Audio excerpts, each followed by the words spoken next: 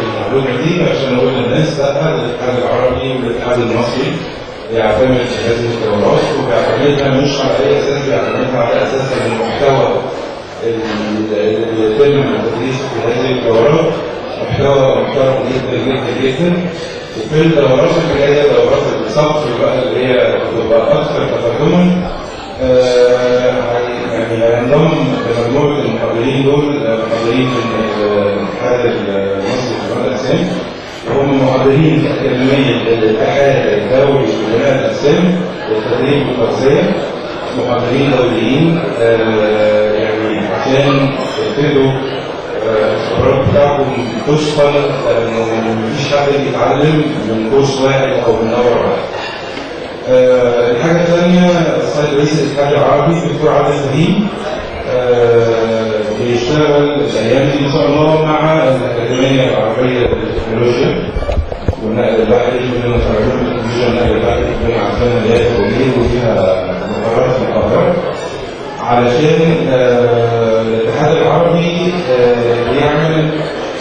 ماجستير او ماستر في السبورتس مانجمنت او الاداره الرياضيه للناس اللي هي خاضت دورات زي حضراتكم كده، يعني تستلم الشهادات والكفاءات النهارده، وصولا طبعا لدرجه الماجستير في التدريب والتغذيه او في الاتجاه اللي هم تخصصوا فيه في الاداره الرياضيه من الاكاديميه العربيه. ودي اعتقد نقله كبيره جدا للشباب كلهم، يعني ان هو يعني في خلال فتره بسيطه يقدر ياخد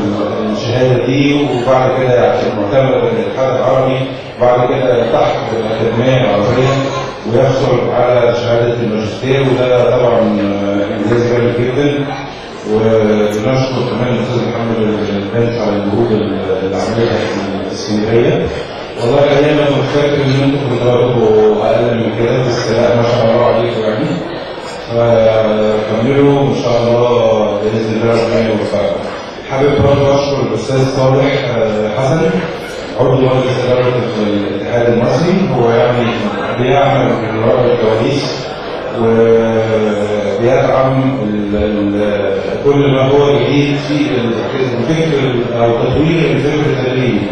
لان القصه دلوقتي بقت قصه المدرب الشخصي، ما بقاش مدرب عشان يقول لك تاكل ايه وتشرب ايه وتتمرن ازاي بس، لا حاجات كتير جدا جدا جدا لازم يبقى ملم بيها.